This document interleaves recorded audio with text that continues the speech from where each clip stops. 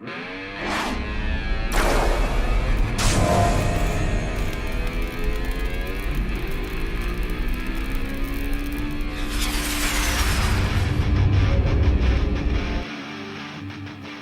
morning to you folks. It's Roger Goodwater. I'm your host for the 2014 Piedmont Football Show alongside our head coach, Coach Steve Smith. Coach, it's never a show that you really want to do, but it's our final show of this 2014 season. We went up to Madison Academy, fell a little bit short. Coach, talk about the Madison Academy game. I thought we came out and we played really well in the beginning. Did a lot of things right, moved the football and had some chances there in the first half toward the end of the half to go in tied up at halftime and just didn't get it done.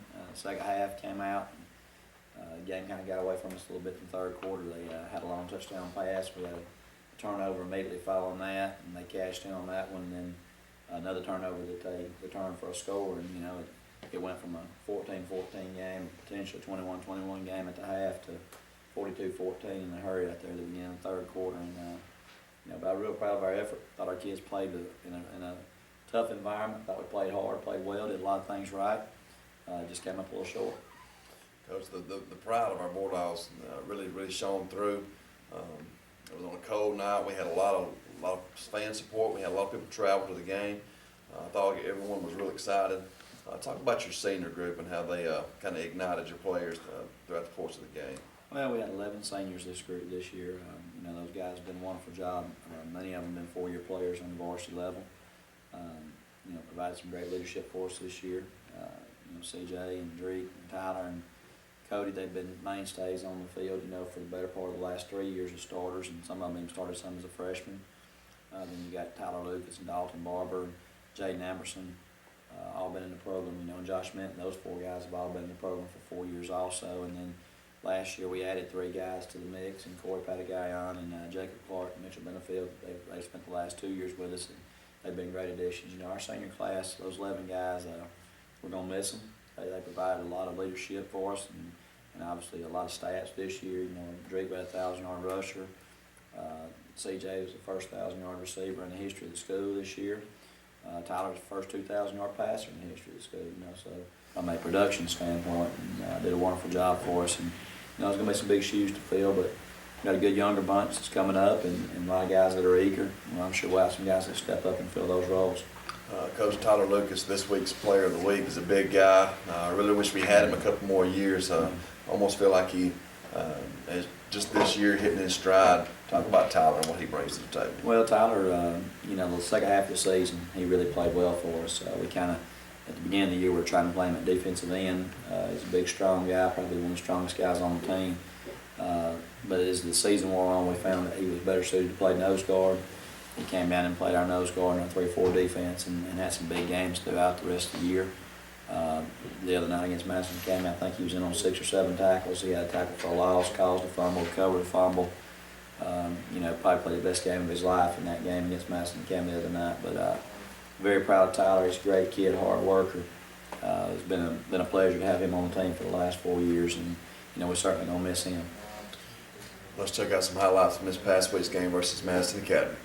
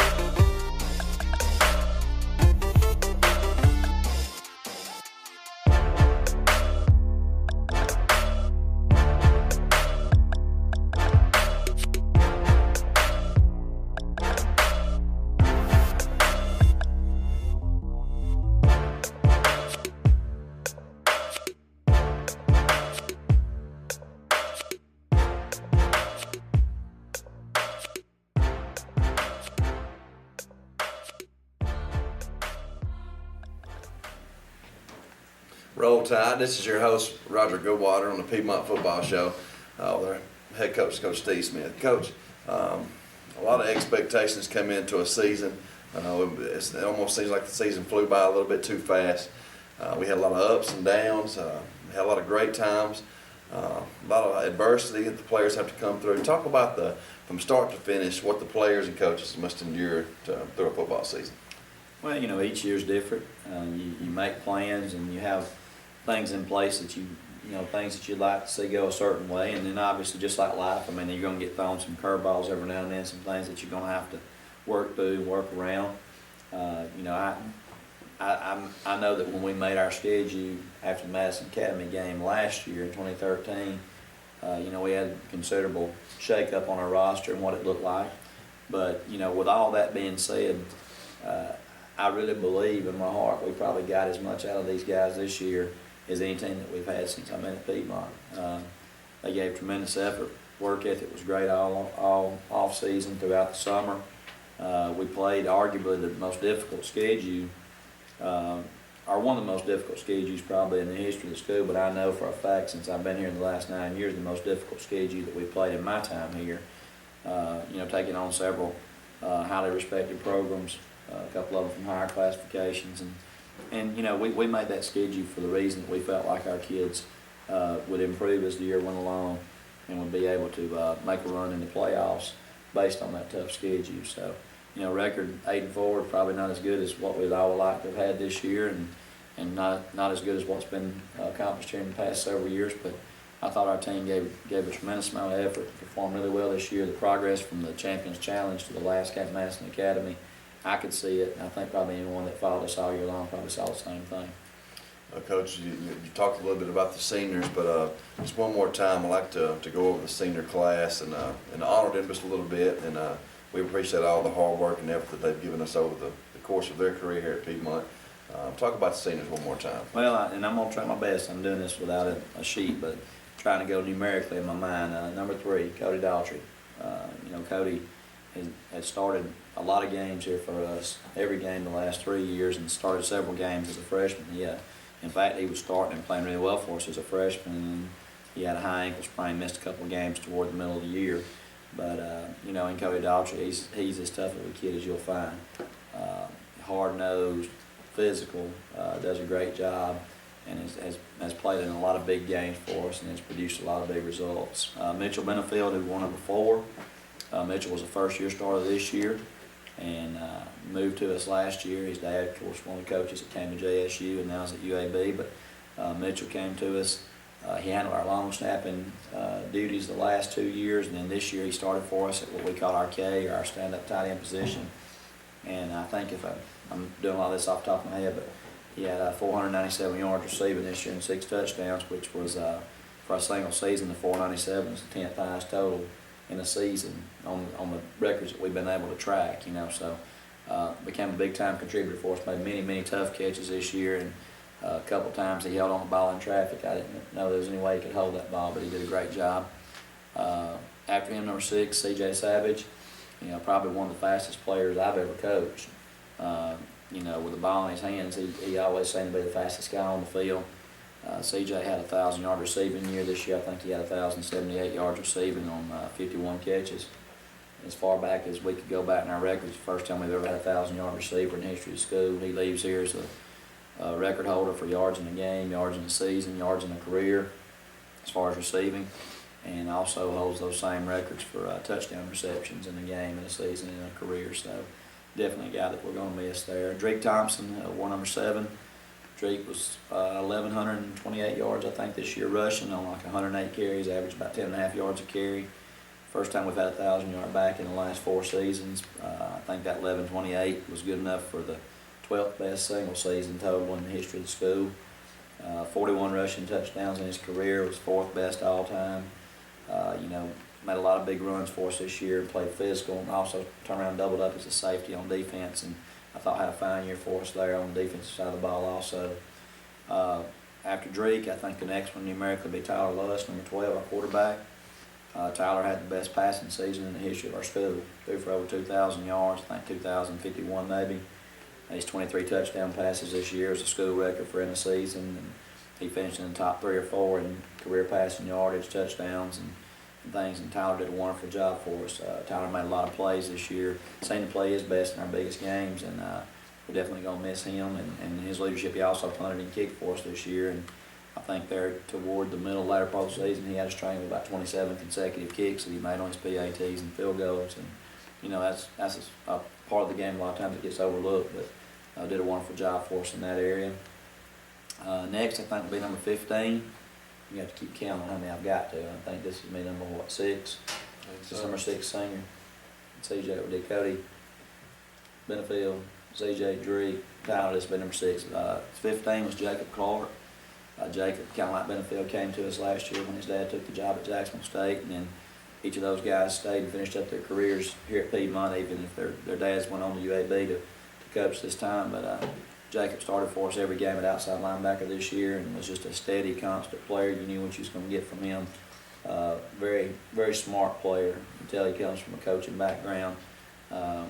Understand the concepts and schemes and what we're trying to do, and then on top of that, making plays. I can't remember exactly what his numbers were this year, but he finished somewhere 6th or 7th on the team in tackles and top 2 or 3 in sacks, and just one of those guys that was always where he was supposed to be, in position to make the plays, and made his fair share of plays this year. So we, gonna miss Jacob there. After that, I think the rest of our seniors were some of our linemen.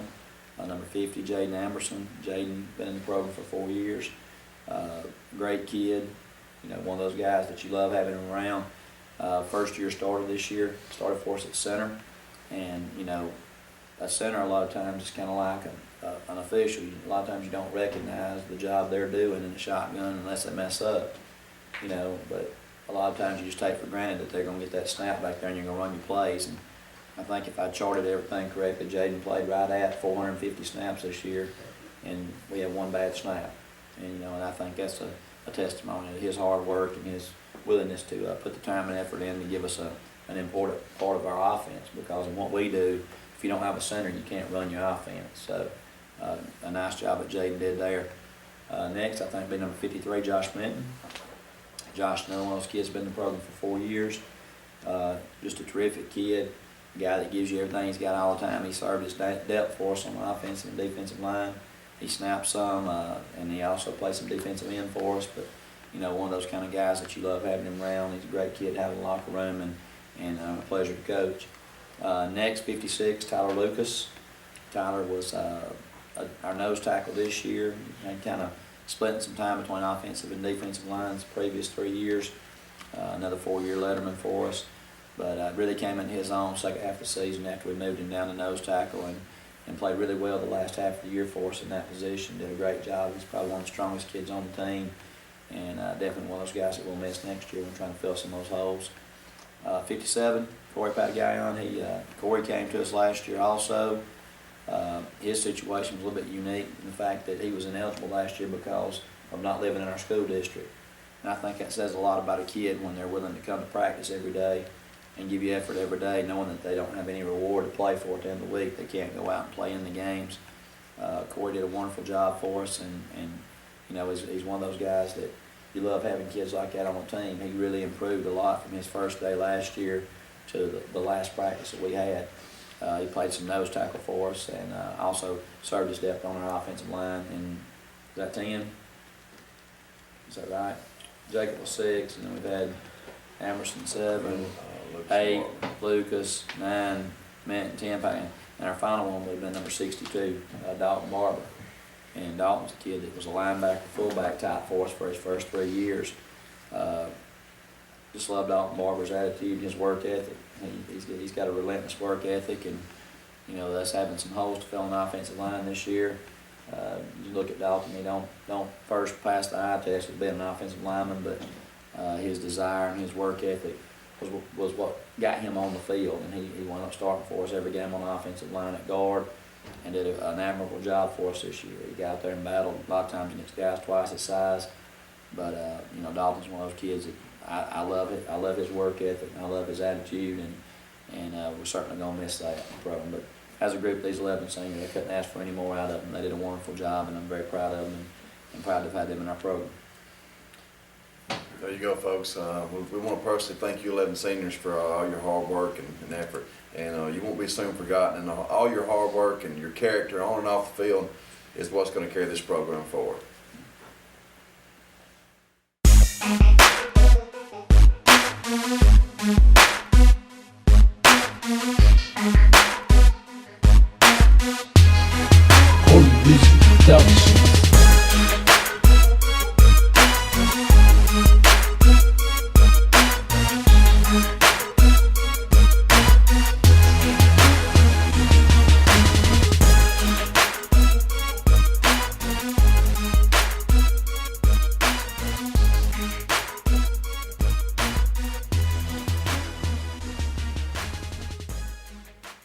Once again, Coach, we come to a start of a new era, a new year. I always love how Nick Saban says it. Last year's team was last year's team, and this next year's team is a totally different team. Talk about your next year's team and what we got coming back and your expectations for this group. Well, I think before we put a lot of expectations on them as far as their on-the-field production, the biggest thing we got to do is we just got to go back to work off-season in the weight room and, putting forth a conscious effort to get stronger and faster and doing the things the right way that's going to help us improve. This is a time that individuals improve a lot. This is a time when you can push each other to improve, accountability and things like that we talk about all the time. Our goal going into next season is going to be win the state championship. I don't want our goals to ever be anything lower than that. Our goal is going to be win every game, win the state championship. But what I hope these kids understand, and they have to understand, is that only happens between now and August. And I think a lot of teams, a lot of people make the mistake of thinking that state championship starts in August when the game starts. And when the games get started, everybody's going to practice and everybody's going to put forth the effort with the game plan and all that and give their best effort on Friday night. But the thing that separates the teams that play for championships and the teams that don't is what they're willing to put in between now and the time the season starts. Just like any other area of your life. I mean, you go to church on Sundays, people's going to act right on Sunday. But, living the life and it being a lifestyle is how you live on, Monday through Saturday.